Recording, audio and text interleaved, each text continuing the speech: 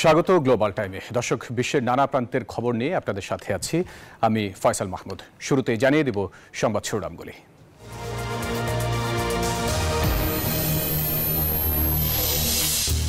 রুশ ভূখণ্ডে ইউক্রেনের ক্ষেপণাস্ত্র হামলার পর পরমাণু অস্ত্র নিয়ে নীতিমালা বদলালেন পুতিন, দায়িত্বজ্ঞানহীন বলছেন বাইডেন। গাজায় প্রাণহানি প্রায় ৪৪,০০০, লেবাননে ২ শতাধিক শিশুর মৃত্যু। ইসরায়েলকে তুর্কি আকাশসীমা ব্যবহারে বাধা এরদোয়ানের। উত্তর পশ্চিম উপকূলে সৃষ্টি হচ্ছে শক্তিশালী ঘূর্ণিঝড় বোম সাইক্লোন, আঘাত হানতে পারে যুক্তরাষ্ট্রের কয়েকটি অঙ্গরাজ্যে।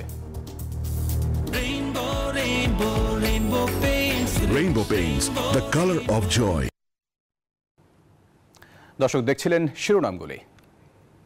শব্দের আরেক নাম, একদম ইউনিক স্ট্রাকচারাল ডিজাইনের কসমিক ডোর। এর ওয়াল থিকনেস ও রিপ থিকনেস বেশি থাকায় থেকে 50 বছরেরও বেশি। কসমিক ডোর, নিশ্চিন্তে 50 বছর। এবারে চলে যাব পুরো খবরে। কোনো দেশ হামলা করলেই নিরাপত্তার জবাবে পরমাণু অস্ত্র ব্যবহার করতে পারবে রাশিয়া। নীতিমালা বদলে ডিক্রি জারি করেছে ক্রেমলিন। রুশ ভূখণ্ডে যুক্তরাষ্ট্রের তৈরি মিসাইল নিক্ষেপের পর এমন সিদ্ধান্ত নিলেন রুশ প্রেসিডেন্ট পুতিন। একে দায়িত্বজ্ঞানহীন পদক্ষেপ হিসেবে দেখছে পশ্চিমা বিশ্ব। অন্যদিকে রাশিয়ার কাছে নতি স্বীকার না করার অঙ্গীকার করেছেন জেলেনস্কি। যুদ্ধের ১০০০তম দিনে নতুন মোড় নিচ্ছে রুশ ইউক্রেন সংঘাত। ইউক্রেনের জন্য অ্যান্টি পার্সোনেল ল্যান্ড মাইন দিতে সম্মত হয়েছেন মার্কিন প্রেসিডেন্ট জো বাইডেন। বুধবার বার্তা সংস্থা রয়টার্সকে মার্কিন কর্মকর্তারা বলেছেন, ইউক্রেন তার নিজস্ব ভূখণ্ডে ল্যান্ড মাইন ব্যবহার করবে বলে আশা করে যুক্তরাষ্ট্র। ইউক্রেন যুক্তরাষ্ট্রের তৈরি দূরপাল্লার ATACMS ক্ষেপণাস্ত্র দিয়ে রাশিয়ার অভ্যন্তরে হামলা চালানোর পরের দিন কিয়েভকে ল্যান্ডমাইন দেওয়ার বিষয়টি সামলে এলো। ইউক্রেন রুশ যুদ্ধের ১০০০তম দিনে প্রথমবারের মতো রুশ অভ্যন্তরে মার্কিন দূরপাল্লার ক্ষেপণাস্ত্র ব্যবহার করেছে ইউক্রেন। মস্কোর প্রতিরক্ষা মন্ত্রণালয় জানিয়েছে, তারা 5টি ক্ষেপণাস্ত্র গুলি করে ভূপাতিত করেছে।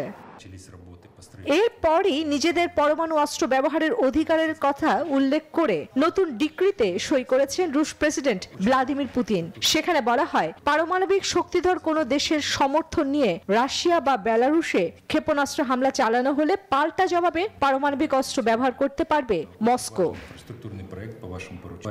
রুশ পররাষ্ট্রমন্ত্রী সের্গেই ল্যাভরভ সাংবাদিকদের জানান, পশ্চিমারা ইউক্রেনের সংঘাতে উস্কানি দিচ্ছে, যে কোনো মূল্যে পারমাণবিক যুদ্ধ ঠেকাবে মস্কো।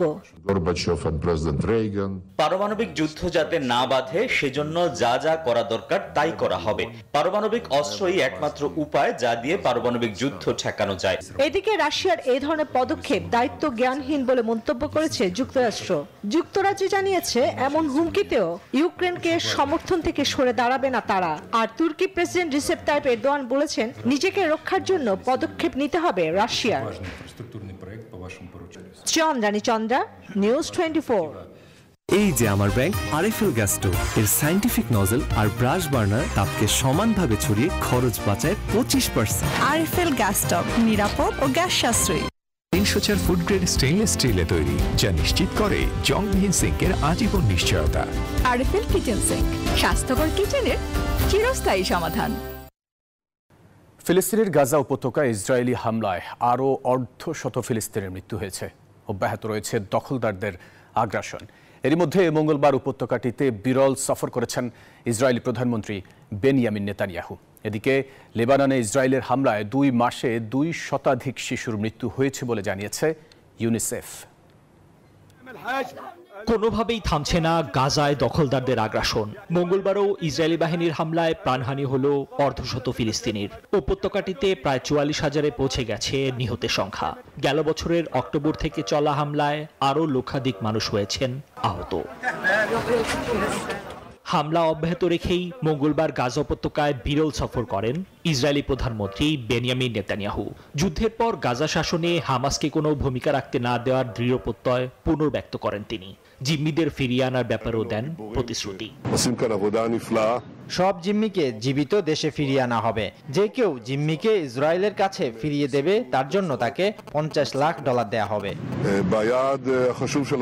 লেবাননেও চলছে ইসরায়েলের হামলা।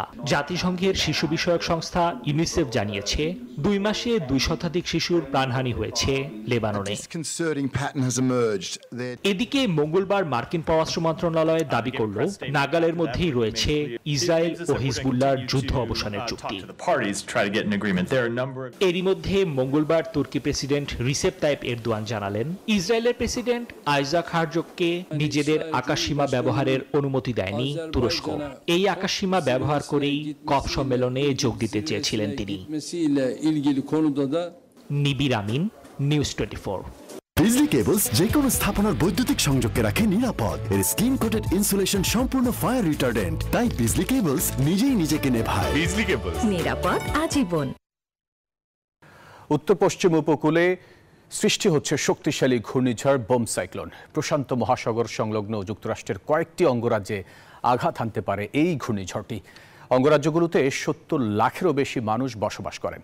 বিবিসি জানিয়েছে ঘূর্ণিঝড়ের প্রভাবে প্রশান্ত মহাসাগর সংলগ্ন মার্কিন অঙ্গরাজ্যগুলোতে দমকা বাতাস, ভারী বৃষ্টিপাত, বন্যা, তুষারপাত ও ভূমিধসের পূর্বাভাস দেওয়া হয়েছে। সপ্তাহের শেষ নাগাদ এটি আরও তীব্র হতে পারে। তীব্র বাতাস, বৃষ্টি, তুষারপাত ছাড়াও এই ঘূর্ণিঝড়ে আকস্মিক বন্যা, ভূমিধস এবং উচ্চভূমিতে ভারী তুষারপাত ও তুষার ঝড়ের পরিস্থিতি সৃষ্টি করতে পারে। বম সাইক্লোনের উপকূলের কাছে বায়ুচাপ দ্রুত হ্রাস পাওয়ার কারণে তৈরি হয়েছে। এর জেরে আবহাওয়ার এই পরিস্থিতি দ্রুত চরম আকার ধারণ করেছে। এলো instant milk powder happy cow, যেমন সাশ্রয়ী তেমনি পুষ্টিগুণে ভরপুর। আর এটা নিউজিল্যান্ডের গরুর দুধ। হ্যাপি কাউ, গরুর দুধের স্বাদ সবাই পাক।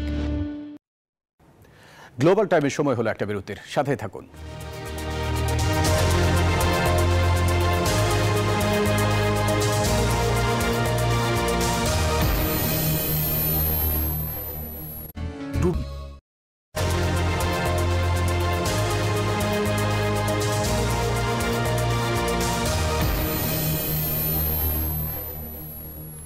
বিরতির পর আবার স্বাগত নিউজ 24 গ্লোবাল টাইমে। আর্থিক ক্ষতি এড়াতে এবং একীভূতকরণের চেষ্টা ব্যর্থ হয়ে দেউলিয়াত্বের আবেদন করেছে মার্কিন উড়োজাহাজ সংস্থা স্পিরিট এয়ারলাইন্স। বিবিসি জানায় এর মাধ্যমে 1 যুগের বেশি সময় পর যুক্তরাষ্ট্রের কোনো উড়োজাহাজ সংস্থা দেউলিয়াত্বের আবেদন করল। এর আগে 2011 সালে এ ধরনের ব্যবস্থা নিয়েছিল আমেরিকান এয়ারলাইন্স। স্পিরিট জানিয়েছে এই প্রক্রিয়া চলাকালে স্বাভাবিক যাত্রী পরিষেবা অব্যাহত থাকবে। সাশ্রয়ী এয়ারলাইন্সের প্রবল চাহিদা থাকা সত্ত্বেও বছরের প্রথমার্ধে $36 কোটি লোকসান দিয়েছে সংস্থাটি। সে সময় প্রতিযোগিতা বাড়ার পাশাপাশি যান্ত্রিক সমস্যার কারণে কিছু উড়োজাহাজকে হ্যাঙ্গারে রাখতে বাধ্য হয়েছে স্পিরিট, যা পরিচালন খরচ বাড়িয়ে দিয়েছিল।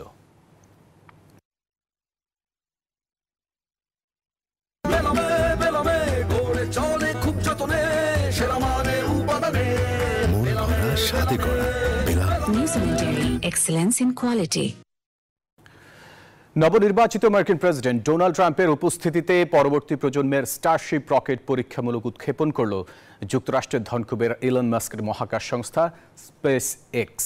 মঙ্গলবার টেক্সাসের ব্রাউন্সভিলের বোকা চিন লঞ্চ প্যাড থেকে উৎক্ষেপণ করা হয় রকেটটি। এটি সংস্থাটির 6ষ্ঠ স্টারশিপ রকেটের পরীক্ষামূলক উৎক্ষেপণ। নিয়ন্ত্রণ কক্ষ থেকে একসাথে রকেট উৎক্ষেপণ দেখেন ট্রাম্প ও মাস্ক। মহাকাশে যাওয়ার পর আবার পৃথিবীতে ফিরে আসবে এই স্টারশিপ। এ সময় এটিকে পুনরায় যথাযথভাবে লঞ্চ প্যাডে ফিরিয়ে আনার কথা ছিল, তবে পরবর্তীতে কারিগরি কারণে এই সিদ্ধান্ত থেকে সরে আসে প্রতিষ্ঠানটি। এর আগে 5ম দফার পরীক্ষার সময় প্রথমবারের মতো এই সাফল্য পেয়েছিল স্পেস এক্স।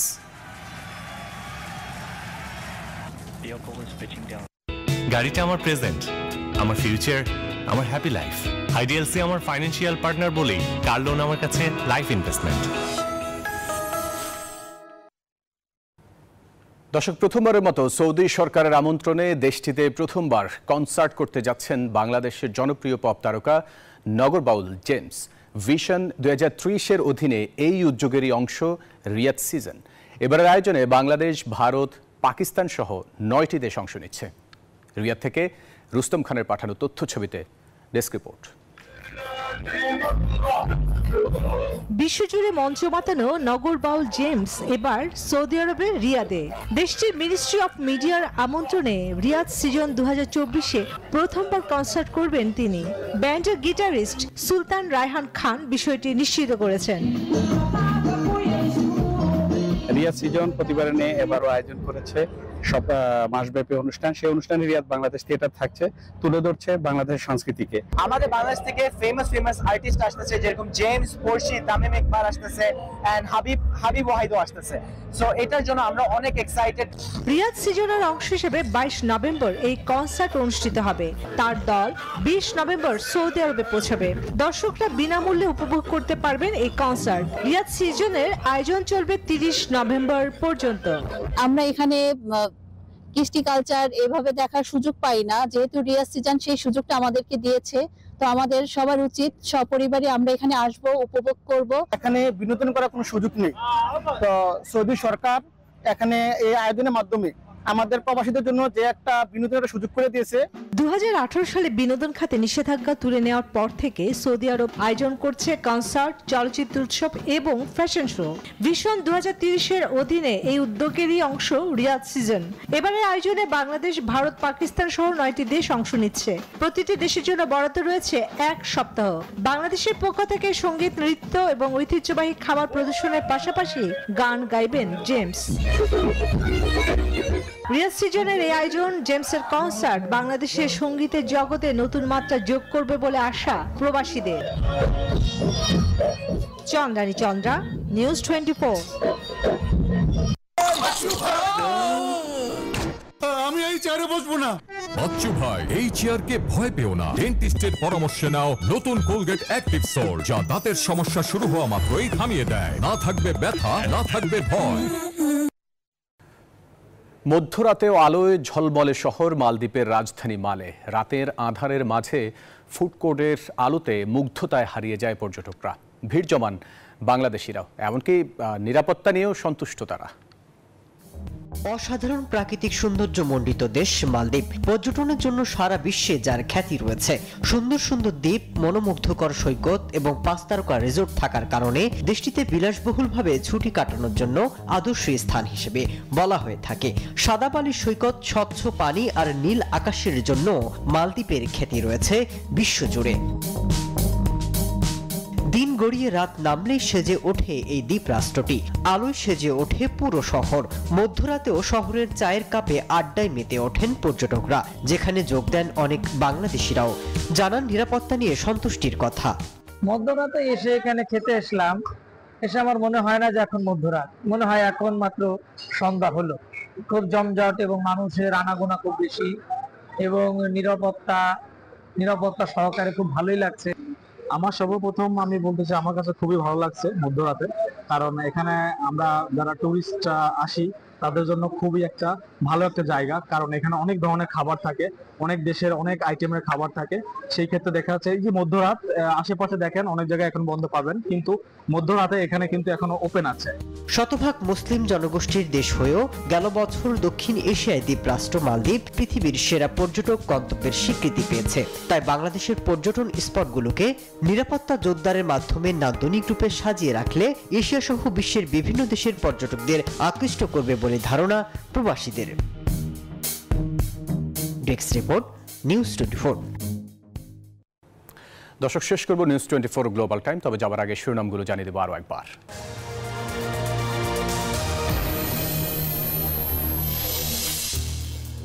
রুশ ভূখণ্ডে ইউক্রেনের ক্ষেপণাস্ত্র হামলার পর পরমাণু অস্ত্র নিয়ে নীতিমালা বদলালেন পুতিন, দায়িত্বজ্ঞানহীন বলছেন বাইডেন।